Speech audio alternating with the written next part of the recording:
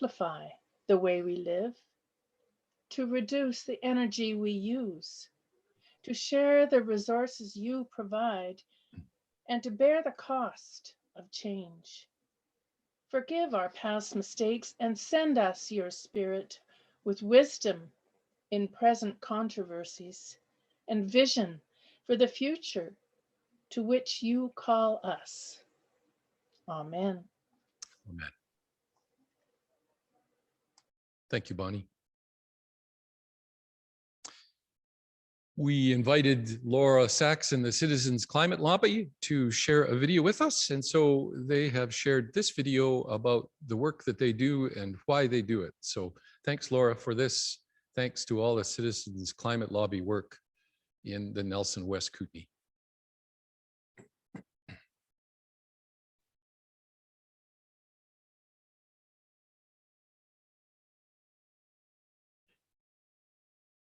I care about restoring the planet because I value the continued renewal of all our ecosystems.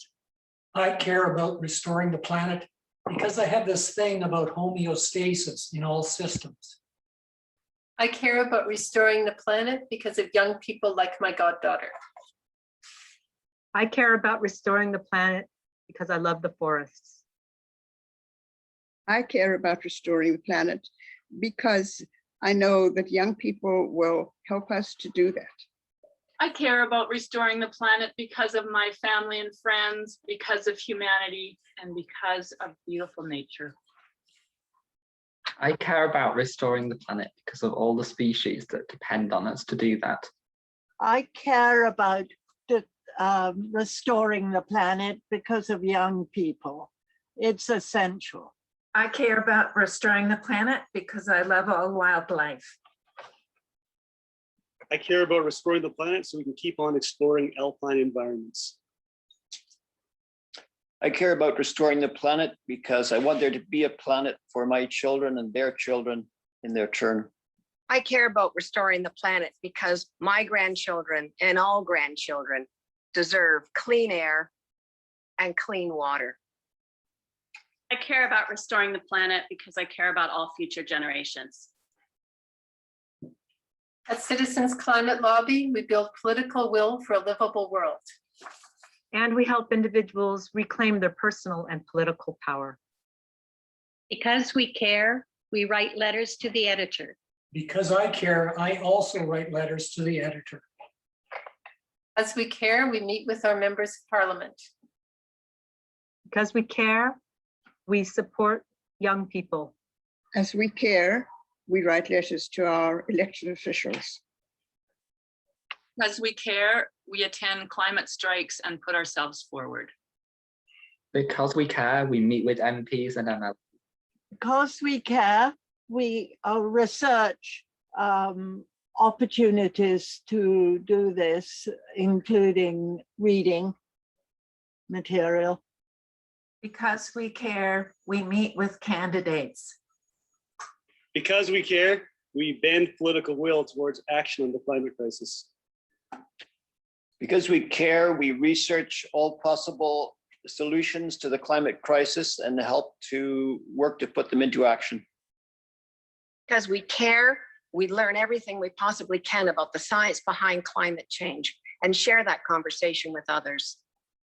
Because we care, we engage in our local communities and talk as much as we can about climate change. We care about restoring our planet.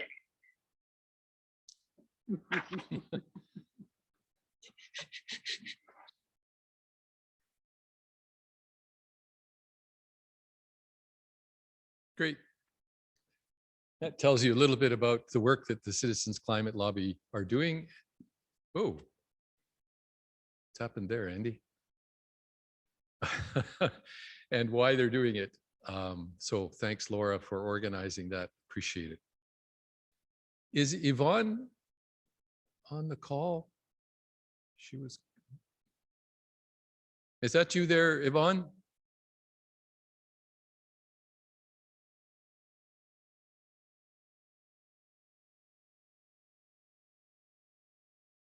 There is somebody on the phone. Right. Yep. Try and ask her. You can't unmute her. No, I don't think, Andy. Yep.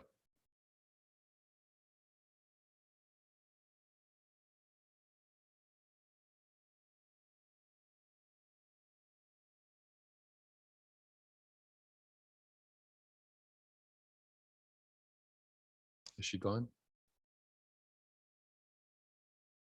Oh, I don't see her number anymore. Okay. Sorry about that, Yvonne. Yvonne from the Roman Catholic Church, and Trish isn't able to be here. Trish was going to host, and Yvonne was going to read from the Christian scriptures and the Paul's letter to the Corinthian church, chapter 13.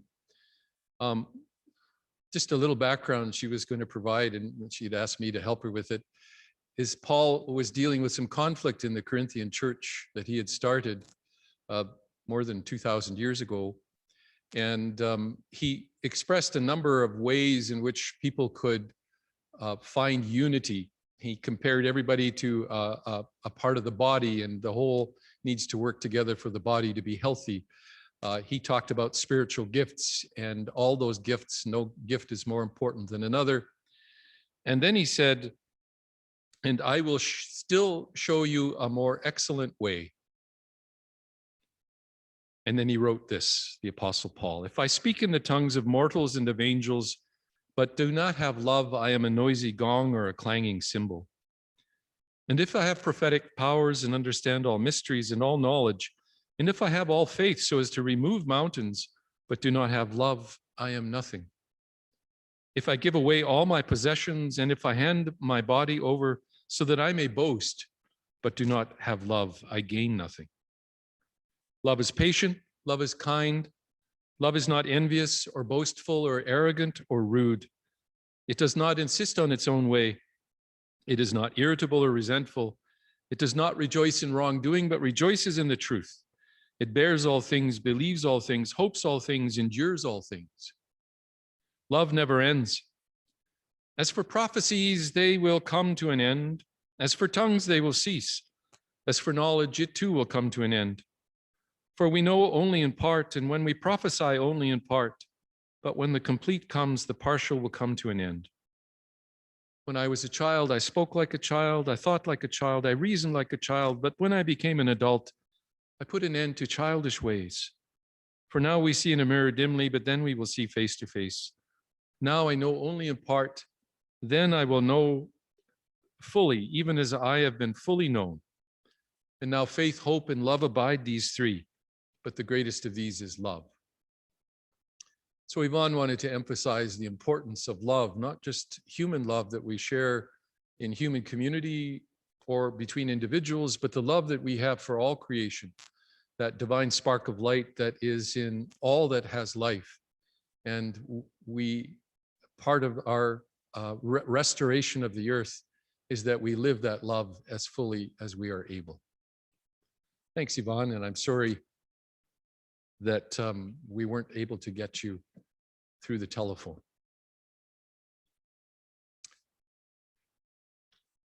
This is about an 8-minute video of the Ethiopian Orthodox Church in Africa and how they have become the protectors of forests and are working with local organizations to bring back the forests. A lot of the forests have been cut down in Ethiopia for grazing. And the Ethiopian Orthodox Church, along with local grassroots organizations, are trying to get the forests to expand again and grab a foothold and to be renewed in Ethiopia. And so let's watch this 8-minute video.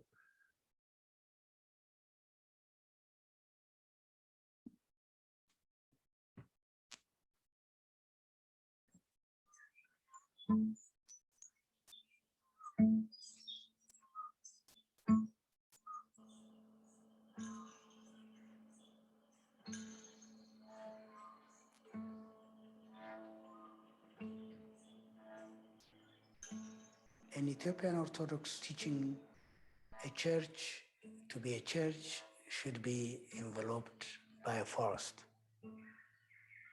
It should resemble the Garden of Eden.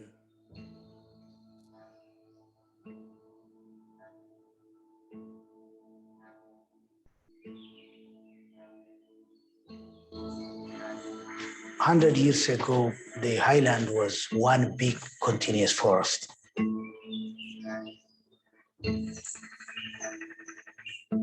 That big continuous forest has been eaten up by agriculture.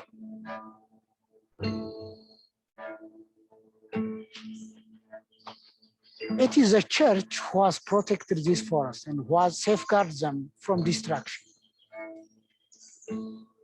It's only because of the patronage and the blessing of the church these forests have survived.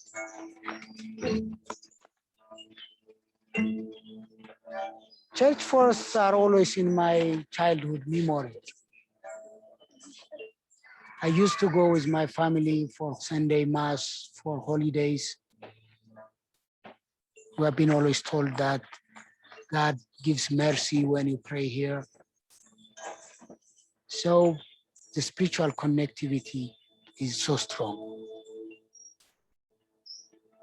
The more I study them, the more I understand them, the more I see their problem, their importance, their significance, and then I end up being hooked with this forest, you know.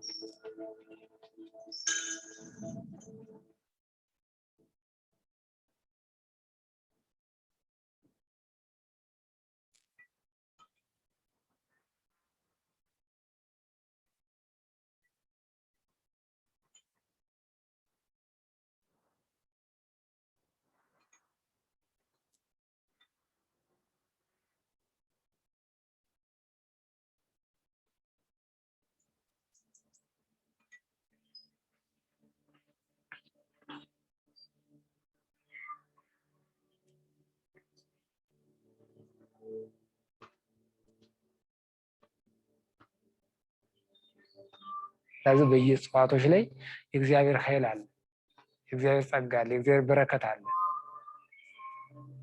ስለዚህ አንዲትን ዛፍ የተከለ ሰው በተወዛወዘች ቁጥር እድሜውን ትለምንለታለች ይችላል።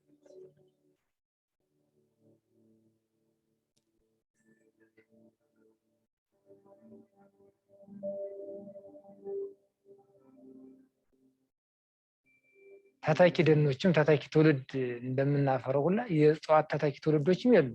ሲወጡ ገና ይበላቸዋል እያለቁ እነሱ ትልቁ ሲወድቅ ተተኪ ያጣና ደኑ ከንቱ ይሆናል። እና አጥሩ በጣም ጠቃሚ፣ ቤተክርስቲያናችን እሷን ካጣች ግን ራሷን ታጣለች። The idea of making a wall to conserve the forest came from the church itself. If you see the rural church, they have a wall to protect the inner circle, which people think that's the most sacred place. So let's move that wall to the outside and include the forest as part of the church itself. We are making a barrier, not excluding humans, a barrier against cattle grazing, so that regeneration and the health of the forest can be sustained.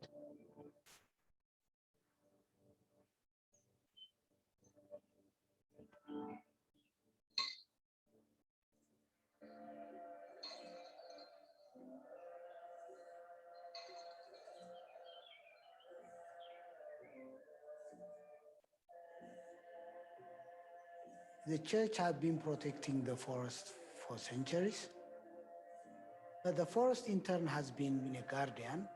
It was a kind of mutual benefiting.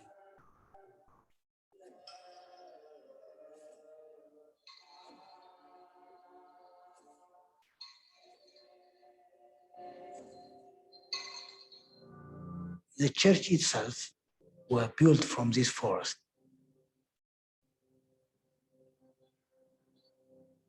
The inner wall of the church has been painted, and all those pictures, scriptures and murals were made out of tree leaves, roots, barks and flowers. 800, 700, even 1,000 years ago.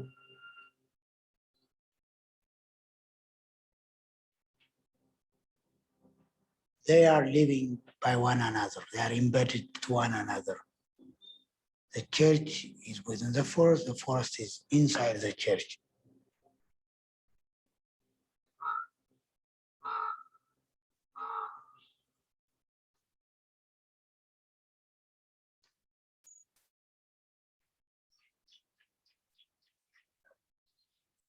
In ecological term, the whole is greater than the sum of its parts. There are millions of other creatures. There is so complicated, sophisticated interaction you cannot explain.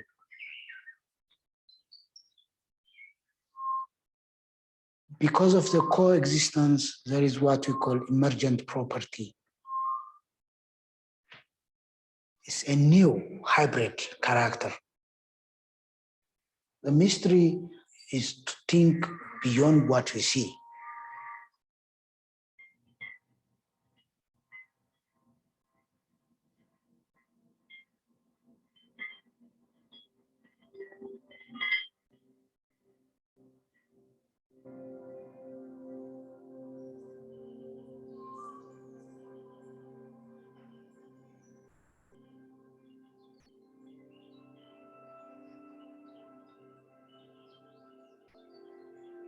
There is a problem always, a misperception that this forest would stay forever. We don't have any other backup to safeguard the Ethiopian biodiversity. It is only the church forest. If we lose that, then that's all. ያለቀ ያለቀ ከመሄድ እንዲድን አንዳንዴ ድንበሩም አይታወቅም። በተለይ ትውልድ ሲያልፍ ትልልቅ አባቶች ሲያልፍ ወጣቱ ጎረምሳ ገበሬ ሲመጣ ወደ ጥግ እየመጣ ያርሳል። ያኔ ድንበሩ ይጠፋል እና ይሄ የድንጋዩ አጥር ዋናው ጥቅሙ ከብት እንዳይገባ። The biggest challenge is to open the eyes of the community to show up these forests are really disappearing. They think always they are there forever.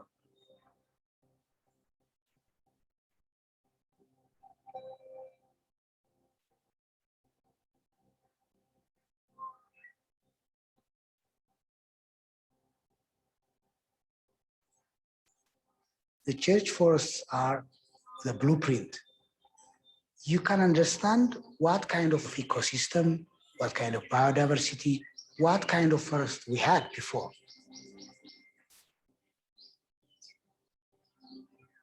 Everything is important and interlinked. So if you really care, we have to respect trees, the role of trees, and we have to learn to live with forests. We can bring back the landscape given that these church forests exist. That's my hope, that's my vision.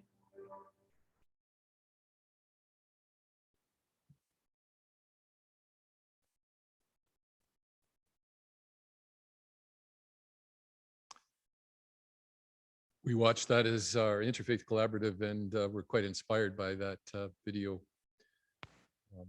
So we can all certainly make a difference. It's sort of inspirational for us all and the work that we do. Miles, I'm going to invite you now, if it's okay, to offer your reflections from the Shambhala Meditation Center community. Sure. Great, thank you. And from the Buddhist community at large. Great. About 5 minutes, David? Yep, that's perfect. Okay. I actually thought that we would start with a practice. So we could all just take a good seat.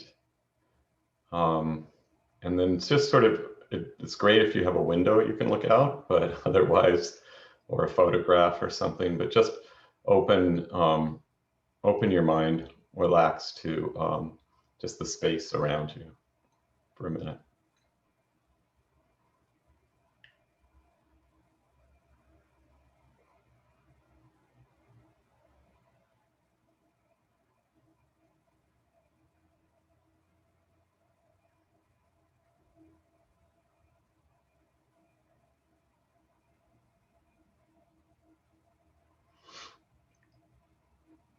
And we could close our eyes. And let's bring to mind someone in particular. Could be somebody that we don't know or somebody that we know. It could be the farmers in that video we just saw. Something that touches your heart, someone that touches your heart, and someone that is impacted by the effects of climate change in a very real way. Get a sense for that person, whether you have a picture of them in your mind or just a feeling.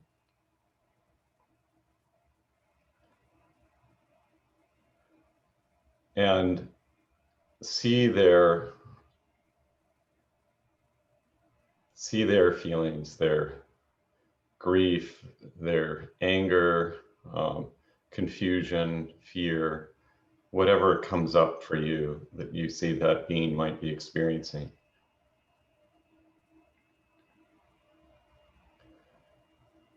And I'll ask you to bring that into yourself, those feelings, but without owning them and without having a project in mind. Just allow those feelings to come into you.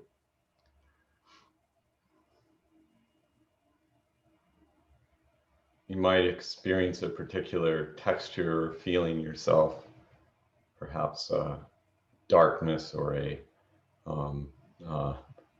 vibration, or who knows what comes up, and just bring that into your heart, into yourself.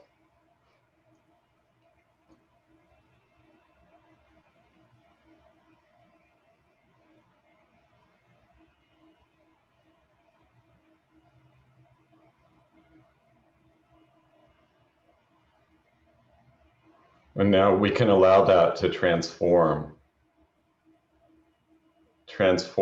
So you breathe in. As we breathe in, we might bring in those feelings, that experience.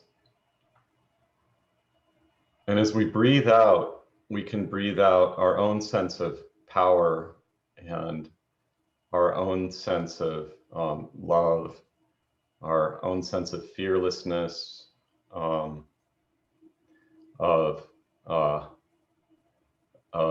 equanimity, of grace. And we'll just do that for a few minutes. So again, bringing in the texture of what's happening with that person, and then breathing out our own human ability to transform situations without a lot of thinking about it, just the texture and experience. Okay.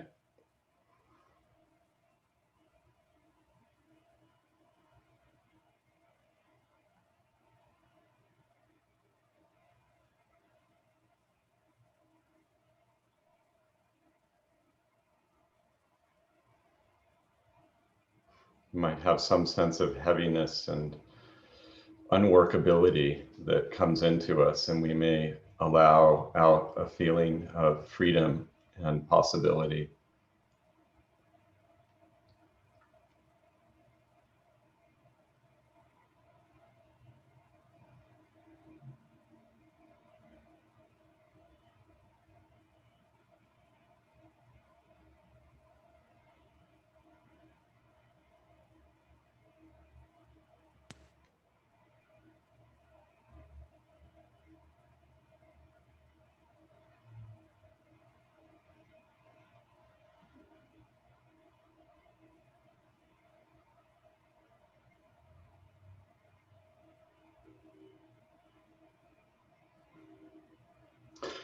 And now for a bigger project, we could do that for the world as a whole. So we don't need to make this painful or permanent. We're just experimenting, just touching in with all of the fragility and upset and all the things that we're doing to harm the earth. And that seems like a lot, but we just bring in a felt sense for that, for the world. And then what you can send out is, again, a sense of capability and power, and also a sense of grace and relaxation and love.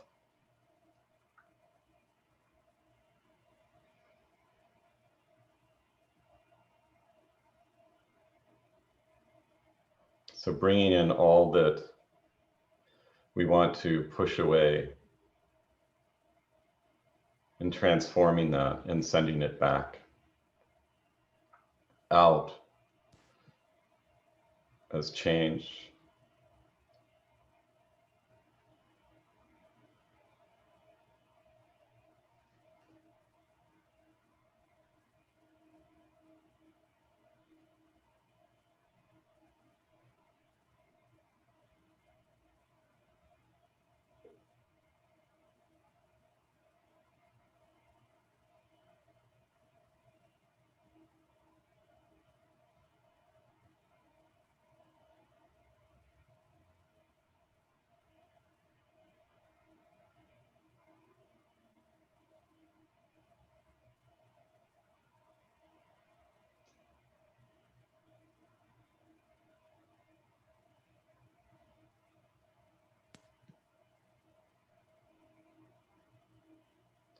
Knowing that it's our hearts and our minds and bodies that transform what we're doing now into what we should be doing, or what we could do, and what others in the world can do.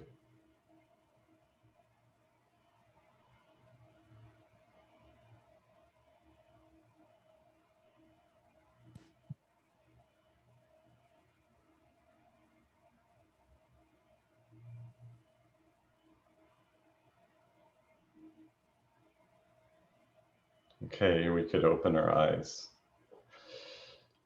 and see each other here and appreciate one another. And I'm going to read an aspiration from a teacher, Trangu Rinpoche, who's in the Kagyu and Nyingma traditions in the Tibetan Buddhist tradition, and who was asked in 2015 years ago to do this prayer. And of course, we're still working with this. May the blessings of the exalted sources of refuge, the Buddha, his teachings and community, the precious jewels and the spiritual teacher, meditational deities and protectors of the Buddhist teachings, the three roots, fully pacify the terrors of illness, famine, and war, along with chaotic disturbances of the four elements, the imminent and terrifying danger that the whole world will become a great wasteland, as temperature imbalance causes the solid glaciers of snow mountain massifs to melt and contract, afflicting rivers and lakes so that primeval forests and beautiful trees near their deaths. May the sublime endowments of good fortune and spiritual and temporal well-being flourish, and may all beings nurture one another lovingly and kindly, so that their joy may fully blossom. May all their aims be fulfilled in accordance with the sacred teachings.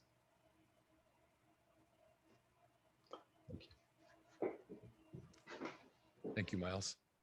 Thank you for that practice and that reminder of the importance and the intentionality of our breathing. Is Rebecca here? I sure am. Oh, great, great. You're back from trail. I'm actually in trail. Oh, you're actually in trail. Okay, perfect.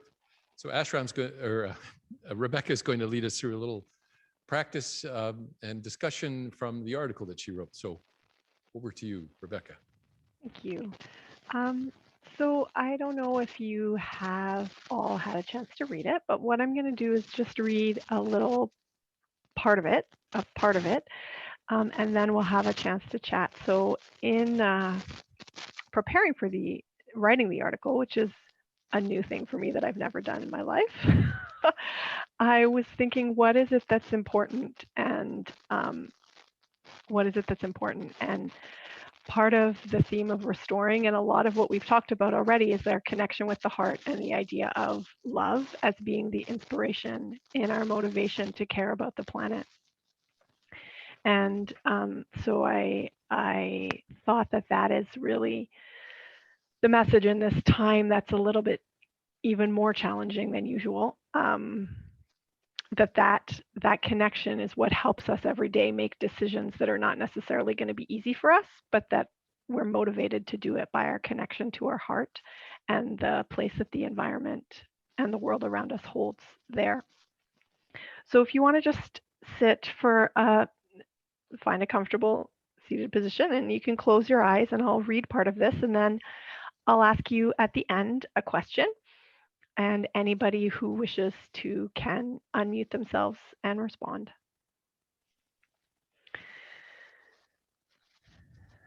So it's entitled To Earth with Love. The mountains reveal themselves from behind cloaks of cloud. Green shoots emerge from soft earth. Buds enliven seemingly lifeless branches. I breathe a sigh of relief. The natural world is awakening again, and my heart swells with gratitude, relief, and love. In the Patanjali Sutras, in the yogic tradition, we learn of the concept of ahimsa, non-injury or do no harm. And in our interfaith group over the past 5 years, we've spent a lot of time exploring all of the connections between many different religions and faiths that echo this concept. The key messages that are repeated over and over are that love is at the heart of these traditions, and the earth, which is home to all of us, is sacred, and we are each caretakers. And as spring emerges, I'm reminded how simple it is to stop for a moment and be present with the natural world, connecting with the heart and the connection there. It's as simple as taking a breath or looking out of the window and noticing signs of life. Every time I do that, or any of us do that, it strengthens our connection so that when we're making decisions in our everyday life, what to buy at the grocery store, how to get to work, how to travel, we can remember that connection and that part of ourselves which lives in our heart and is visible outside us. Just as we consider the people we love when making decisions, we can consider the planet as well. Swami Radha, who's the founder of Yashoda Ashram, talks often about reverence for life, for all life. And it is in my heart that I feel that truth the most. And as spring unfurls around me, I remember the earth is worth protecting.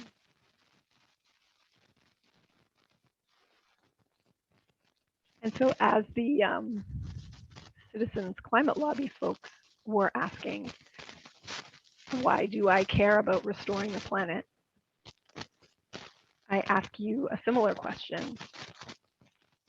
What is the inspiration or the beauty or love that you find in your life, in your experiences, that motivates you to protect and restore the planet? And so for me, it's the relief. Part of it is the relief each spring that life comes back, the resilience, no matter what. And so if any of you would like to share your inspiration, I invite you to unmute yourself and say a couple of words.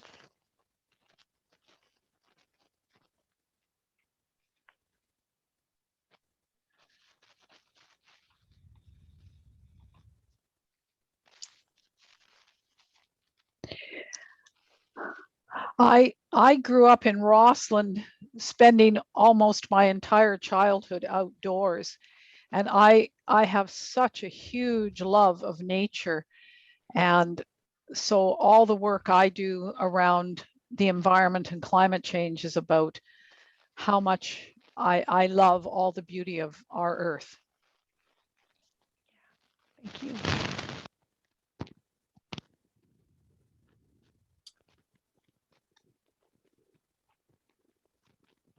Rebecca, when you first started sharing the vision, or the feeling that came to me with the vision you were sharing, was one of hope, and how important it is to hold on to that and change it into action, not just words. We have to do the work to recover and restore our earth. And we have some very encouraging writings in the Baha'i faith around, you know, we are moving towards the creation of a divine civilization, and it is a prophecy I believe will come true over millennium. And we're part of building that. So yeah, hope and encouragement. Thank you. Beautiful. Thank you.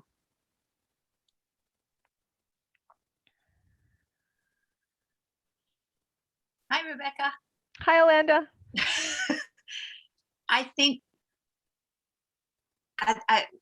what comes to me with the reason for all this is that fundamentally the sense of what a profound gift this world is, and somehow to restore that sense of its preciousness and the miracle of it, that it's just so worth protecting and honoring and loving. Yeah. Thank you.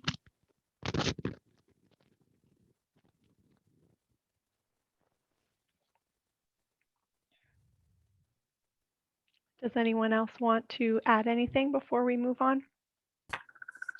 I would just say that, you know, the very survival of humanity, of the earth, of all creatures, depends on restoring the earth. And I think of my grandchildren and all the children who have yet to live on this earth, and what the world is going to be like for them 20 or 50 years down the road. And for people all over the world, we have to do whatever we can, because it's vital. Mm-hmm. Yeah. Making sure it's here for others to feel that love. Okay. Well, thank you. And I'm going to pass it back to you, David, as we only have 5 minutes left. Thanks, everyone. Thanks very much. Namaste. Namaste. One of the things that fills me with hope and inspiration is that line from Joni Mitchell's song Woodstock, that, you know, we're all billion-year-old carbon. It's what unites us. There's more things that we have in common, astronomically speaking, in terms of the, you know, the astronomy and the whole universe, that we're all made up of carbon, and that we have kinship with all of life. So thanks for that, Rebecca. I'm going just to read a poem, and then we've got a couple of more videos. So we'll be a little bit past an hour. I hope that's okay. If you need to go, if you're on lunch hour, certainly we'll miss you, but we wish you well. This is called The World's Unwhispered Beauty by Bernadette Miller, and I got it from gratefulness.org website. I get a weekly email from them featuring poetry and a number of inspirational videos and readings and so forth about how we can live more gratefully in the world. What would you do if you really knew that life was wanting to sing through you? What would you say in your word if your words could convey prayers that the world was wanting to pray? What would you be if your being could be free and could free some piece of the world's unwhispered beauty? What would you stop to bless and caress if you believe that blessing could address our painful illusions of brokenness? What would you harvest from heart-aching pains if you understand loss as a way to regain the never-forsaken terrain of belonging? What would you love if your love could ignite a sea full of stars on the darkest night. The World's Unwhispered Beauty by Bernadette Miller from gratefulness.org website.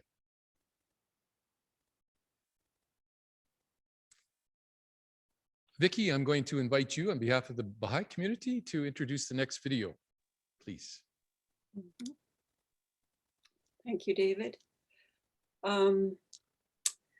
Following the theme for Earth Day this year, Restoring the Earth, we came across this video and song entitled Kindness to the Earth and Animals. This is for children.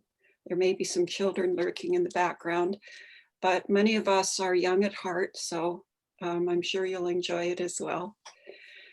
There seems to be a theme running through some of what we're sharing today, and I'm hearing a lot of talk of love and kindness. And kindness manifests in many ways, being kind to ourselves, others, animals, and our environment. They're all essential.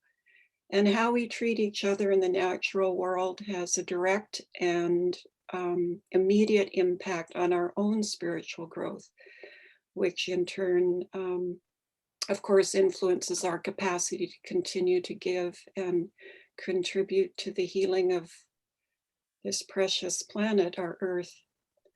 The Baha'i teachings speak about how our actions reveal what is growing in our heart. Our actions are the mirrors of our soul. And I think more and more we're realizing that a shift in attitude is what is needed to transform the healing and recovery that is needed here on this earth. So enjoy the children's song. Thank you, David.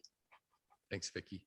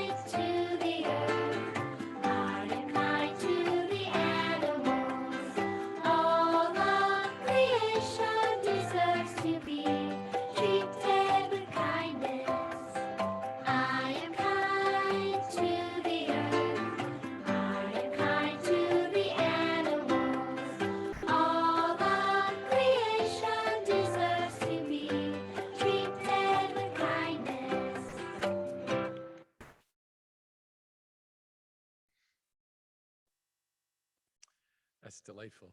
Thanks very much, Vicki and Randine, for that.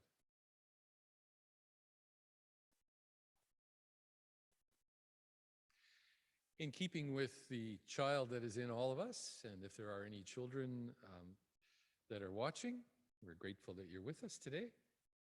This is a children's story read by Nicole Purvis, who is our family and youth ministry coordinator. And she's reading a book by Shim Schimmel. The Family of Earth by Shim Schimmel, published by Northward Press. The world looks different to each of us. To the gorillas, the world is a vast green forest filled with trees to climb and leaves to eat. To the lions, the world is an endless grassy plain, sometimes hot and dry, sometimes green and wet. Snow leopards see the world as a giant mountain, cold and windy, rocky and snowy. Dolphins live in a world of water.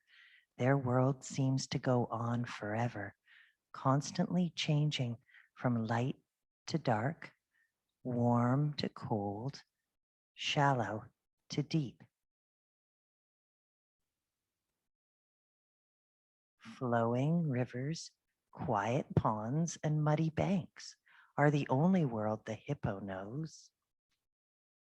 We all live in our own worlds. Leopards do not swim with dolphins. They've never seen a penguin. Lions have never climbed the towering windswept peaks that snow leopards call home. And yet all these different worlds are the same world.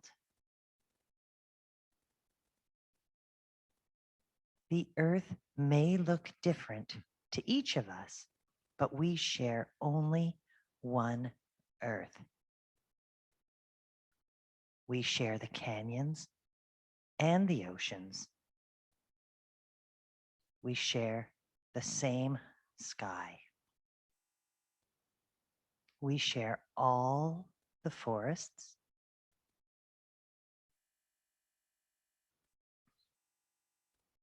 In the whole universe, there is only one earth. The earth is made from stardust. Our bodies are made from the earth. We are the earth come to life.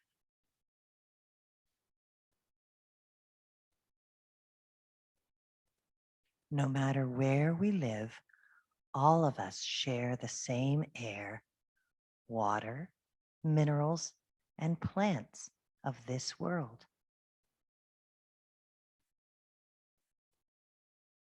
The world may look different to each of us, but we all share the same earth. We are the family of Earth.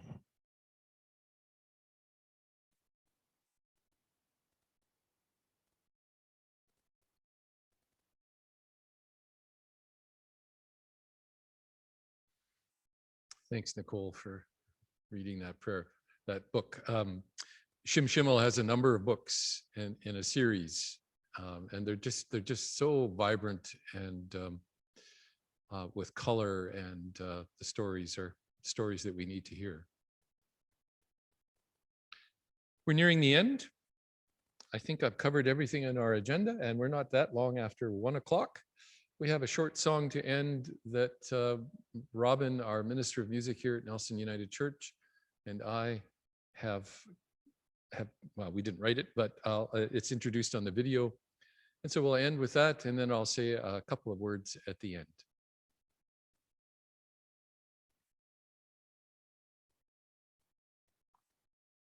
The song is called Take Care of the Earth. It's written by Bruce Harding, who's a United Church of Canada church musician.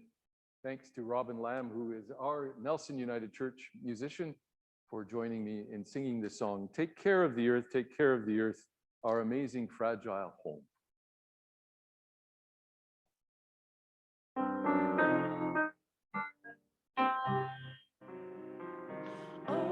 Oh, take care of the earth. Oh, take care of the earth. Oh, take care of the earth, our amazing fragile home. Take care of creation. Take care of creation. Take care of creation. Every plant and every stone. Oh, take care of the earth. Oh, take care of the earth.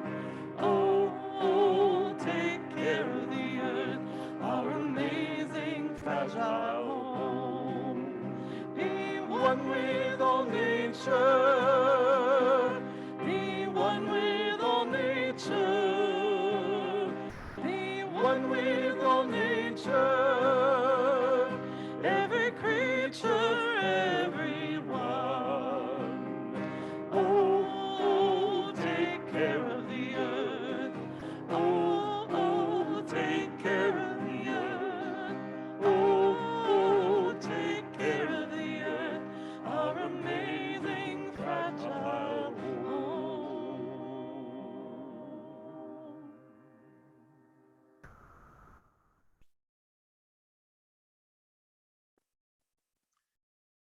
When we chose that song, we thought that was a good way to end.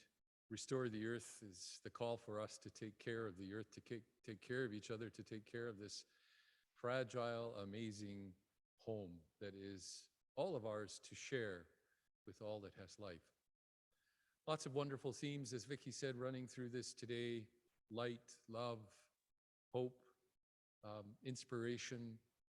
I feel quite inspired right this moment by the sharing of everyone. And so I thank all of the participants of the Nelson Interfaith Climate Action Collaborative. Thanks very much for everyone who's contributed and participated today. Thanks, Andy, for all your technical assistance. And thanks everyone for being here and participating. And we take the impetus of this day, restoring the earth, and we go out into the world to share our gifts, the gifts of our lives and all that we do. So thank you very much. And these words, may you have peace of mind, strength in your heart, courage in your words, and joy in community. For we are one earth. Thank you, everyone. Blessings to you all.